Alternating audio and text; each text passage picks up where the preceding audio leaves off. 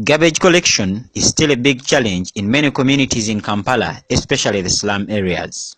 Kiwunya, which is one of the slums in the city found in Nakulabye, Lubaga division, is greatly affected by irresponsible dumping of wastes.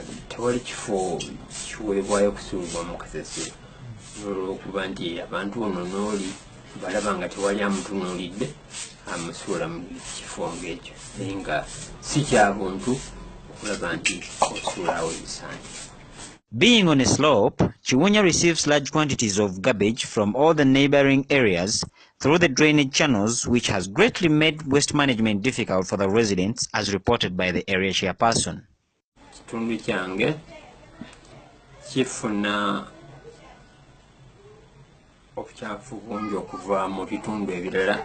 Kuba emyala gyonna bwe giba nga giyiwa ogeraageranya give Kasubi egiva e Nakulabye gyonna giyiwa mu zooni eno.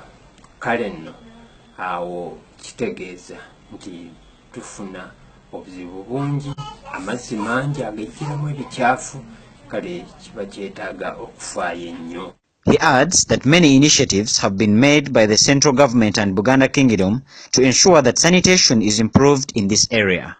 Government ya wakati yegatta n'Obwakabaka bwa Buganda ne tuba tukola okuyonja okw'ekikungu. KCC yegattiramu n'Obwakabaka bwegattiramu ne tuba tukola omulimu okuyonja ekitundu ffenna wamu. Naye nga tukubiriza n'abatuuze obutakoma He, however, says that there is some work that is being done to improve the drainage systems in this area.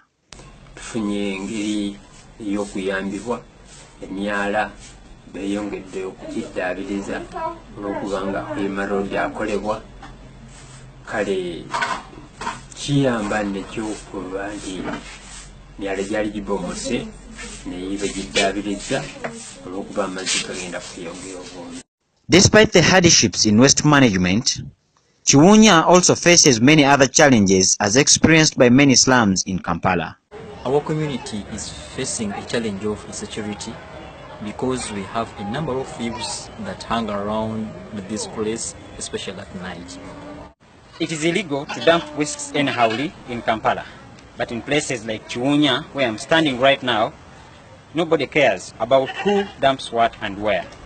The dumping site that you're seeing right behind me exists illegally, but people have kept on dumping wastes right here. If this vice is not controlled, diseases like cholera may erupt in this area.